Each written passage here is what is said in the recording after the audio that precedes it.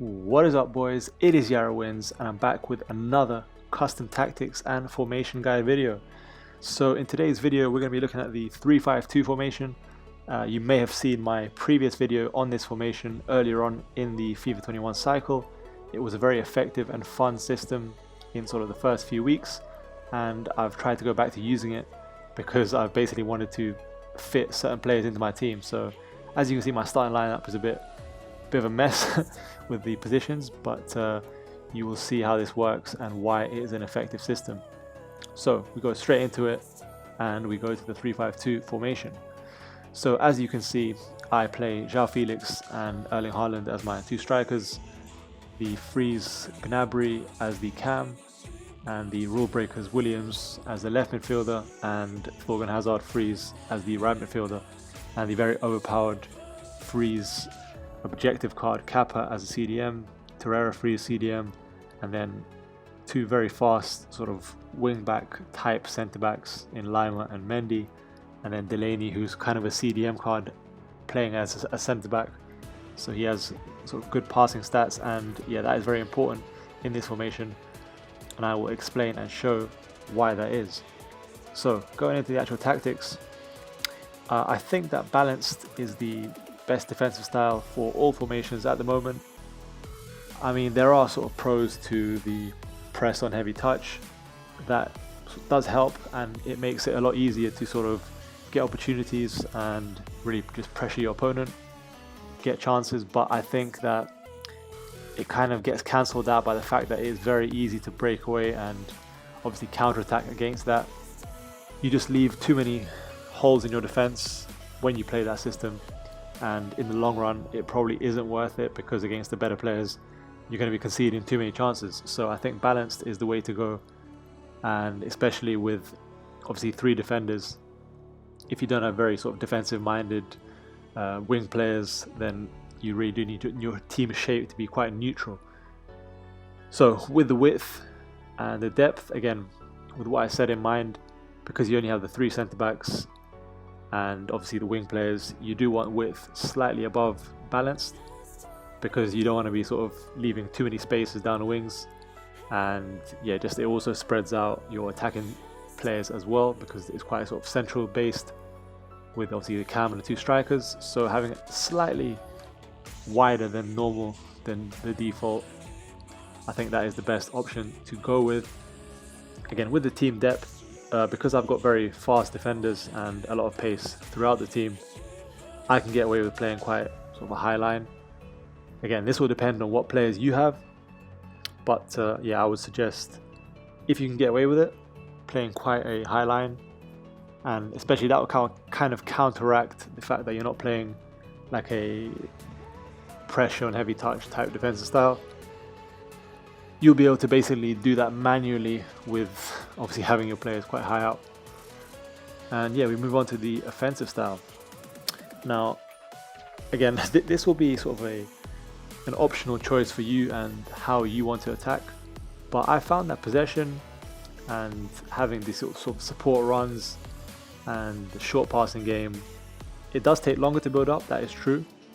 But I found that because I'm obviously sacrificing a defender to have one more attacking or midfield player, I found that it is a very effective system in terms of having the ball, keeping the ball, and basically making chances, because you're sacrificing a defender, so you really do want the front foot, you want to have the ball, you don't want to be giving the initiative to your opponent, basically allowing them to dictate the game.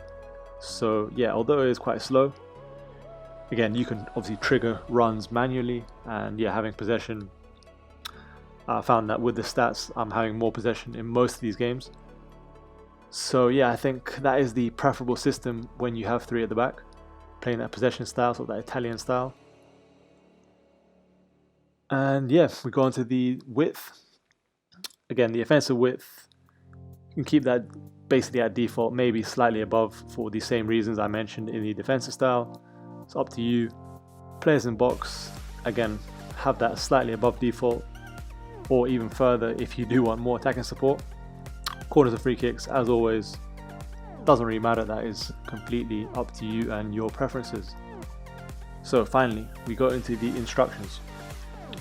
So for João Felix, my left striker, he is sort of the more agile. It feels slightly pacier because Haaland does have more pace, but because he's quite stiff, doesn't always feel that way. So yeah, Felix I have stay forward, getting behind, balance width, because he can sort of drift wide, he can obviously dribble and make chances sort of from other positions rather than centrally. And Haaland, he stays central, mixed attack and stay forward, because obviously he has the pace, but he has sort of good strength, good short passing. He can lay off passes as well for Felix to go around in behind. And the same for Gnabry. So for him, stay forward, get into the box, free roam, and normal interceptions. For the two CDMs, cut passing lanes, stay back while attacking, but cover wing, because my particular players, they're not very defensive, Hazard and Williams, so you kind of want these CDMs to cover them when they go forward. And because they have quite high stamina, that sort of does help. So if you can also get sort of CDMs with high stamina, that will help you out. And yeah, with the obviously 3 centre backs, all default, and your winger instructions, get into the box with a cross, balance width, getting behind. Same for your left winger, and you can also set your goalkeeper instructions to cancel crosses and sweep at keeper. So guys, that is basically it. That is the 352 new system post patch. Let's get into some gameplay clips as usual and see how effective this system really is. So guys, as we get into the clips, I'm going to show you the defensive and attacking aspects of this formation and why it's effective. So as we see in this particular clip, obviously I'm just breaking away from my goalkeeper, and you can see all of the attacking support. There's basically 5 players getting in there because the left midfielder basically will cut in and get into the box if you're attacking from the right hand side, and vice versa. And yeah, you can see that this manual pressure is being applied from playing quite high line, and the fact that one of your strikers, in my case João Felix here, is basically quite balanced, and he can make these good runs and come in from sort of unorthodox positions, so coming in from sort of wide positions, making those runs in behind and through defenders. And yeah, having these sort of different types of strikers and positioning helps. Now again, in this aspect, this is more about the defensive side. You can see all of that defensive support when we sort of drop back and when we're not in possession. And then on the counter attack, again, you can see finding these pockets of space, the way that the players sort of move inside and sort of free roam. And yeah, it's really pushing back the opponents. I don't get the shot away there, but again, you can see the defensive cover with the 2 CDMs. They're sort of going wide to cover those other spaces, and yeah, also basically intercepting things in the middle of the pitch. And then I get the counter attack right there, and again, the good finish from Felix. So yeah guys, I mean, in general, as I say, it's quite a fun formation to use, because when you do defend, you obviously have the support from your right and left midfielder, and it kind of becomes a 5, and it's really hard to break it down when you use it effectively. And although you have like a possession based attacking style, it often is also utilizing the counter-attacking aspect.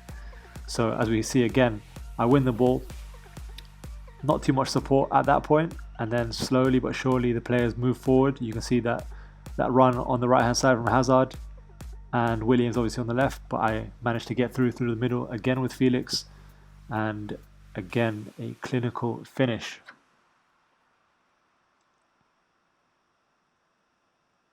So yeah, as we see that replay, and yeah, once again, in this case, I conceded 2 sloppy goals, and I basically decided to go a bit more aggressive. And you can see basically the pressure I'm putting on. This is manual pressure, so with the quick tactics, and all my players sort of show more urgency, and they're really trying to get in there. And yeah, basically this is straight after going on to that pressure tactic, I managed to get the goal and retake the lead. So yeah, it really shows the effectiveness of basically you're going to be giving up one defender, but the extra attacking threat is a lot more fun to use, and you should find it easier to score goals. And yeah, to get the 4th goal here, again, putting the pressure on the back line, the supports coming in. Obviously, you're basically covering every edge and every side of the 18-yard box. And yeah, again, a good finish. And yeah, guys, that's pretty much all you need to know. You really need to just try the system out for yourself, experiment with it. And yeah, it's definitely a very fun system to use for rivals and FUT champions. So yeah, guys, basically, hope you enjoyed the video. If you found it helpful, obviously drop a like, drop a comment. And yeah, if you're new, subscribe to the channel. And yeah, I'll see you very soon.